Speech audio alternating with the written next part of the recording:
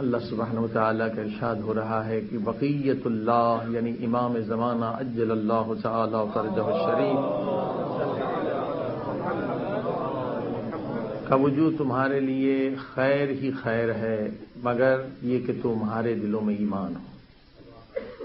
ہم سب مسلمانوں نے شیعہ نے حیدر کرار کا عقیدہ ہے کہ ہمارے امام حضرت امام محمد مہدی علیہ الصلوۃ والسلام عجل اللہ شریف زندہ ہیں اور غیبت قبرا میں ہیں، اور وہاں غیبت قبرا میں رہتے ہوئے ہماری ہدایت بھی کر رہے ہیں اور ہماری مشکلات بھی حل فرما رہے ہیں۔ مگر بعض لوگ تو عمر پر اعتراض کرتے ہیں کہ امام کی عمر 1000 سال سے زیادہ کیسے ہو سکتی ہے؟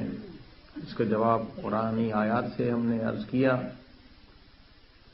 کہ حضرت نوح علیہ السلام کی عمر 900 سال سے زیادہ ہے، حضرت خضر علیہ السلام ابھی تک زندہ ہیں، حضرت عیسیٰ علیہ السلام ابھی تک زندہ ہیں، اصحاب کہف ابھی تک زندہ ہیں۔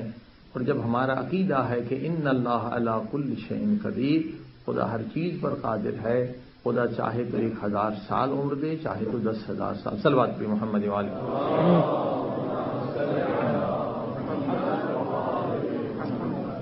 مگر پھر بھی افسوس یہ ہے کہ اعتراض کرنے والے کوئی غیر نہیں بلکہ مسلمان اعتراض کرتے ہیں، اور وہ مسلمان جو اٹھتے بیٹھتے کہتے ہیں اعوذ باللہ من الشیطان، کیا مقصد؟ اے خدا ہمیں شیطان کی شر سے بس، یعنی وہ کمبخت ابھی تک زندہ ہے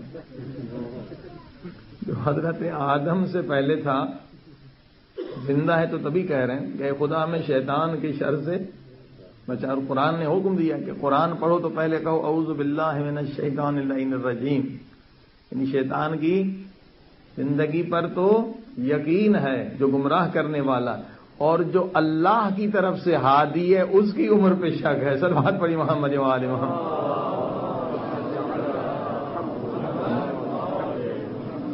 جب شیطان اتنی لمبی عمر پا سکتا ہے جس کا کام ہے گمراہ کرنا، تو اگر اللہ نے اپنے ایک ہادی کو زیادہ بڑی عمر دے دی تو اس میں کیا بڑا مسئلہ ہو گیا، کیا مشکل ہو گئی؟ خدا ہر چیز پر قادر ہے۔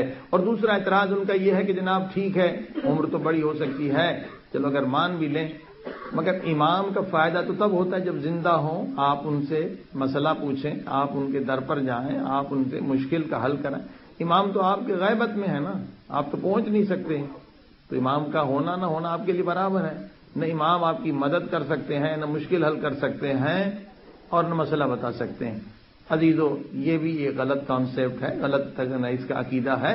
قرآن پڑھیے، آخری سورہ بسم اللہ الرحمن الرحیم، قل اعوذ برب الناس ملک الناس الہ الناس من شر الوسواس الخناس الذی یوسوس فی صدور الناس من الجنۃ والناس۔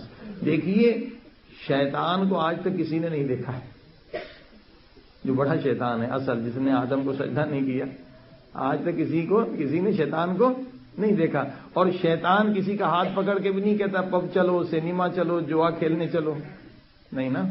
شیطان ہاتھ پکڑ کے گناہ کی طرف کسی کو لے نہیں جاتا۔ شیطان کیا کرتا ہے؟ وسوسہ کرتا ہے، برا خیال لاتا ہے، یہ کر لو، حرام کر لو، یہ کر لو، وہ خیال لاتا ہے۔ شیطان نظر نہیں آتا، نہیں، شیطان بھی غیب میں ہے، نظر نہیں آتا، مگر وہ خیال، اس کے اندر یہ طاقت ہے کہ وسوسہ کر سکتا ہے۔ قرآن کہہ رہا ہے اس کے پاس طاقت ہے کہ تمہارے ذہن میں ٹیمپٹیشن کر سکتا ہے، وسوسہ کر سکتا ہے۔ تو جب ایک شیطان جو مردود بھی ہے، ملعون بھی ہے، اللہ کا دشمن ہے، جب وہ غیب میں رہ کر گمراہ کر سکتا ہے تو اللہ کا محبوب اور ہادی اور امام غیب میں رہ کر ہدایت کیوں نہیں کر سکتے؟ شیطان کو اتنی پاور ہے گمراہ کرنے کی، تو ہادی کے پاس پاور اس سے زیادہ ہوگی، جو اللہ کا نمائندہ ہے اس کے پاس پاور زیادہ ہے۔ لہذا بات بھی مدد کی تو عزیزان گرامی، غیب میں رہتے ہوئے امام مدد بھی فرماتے ہیں۔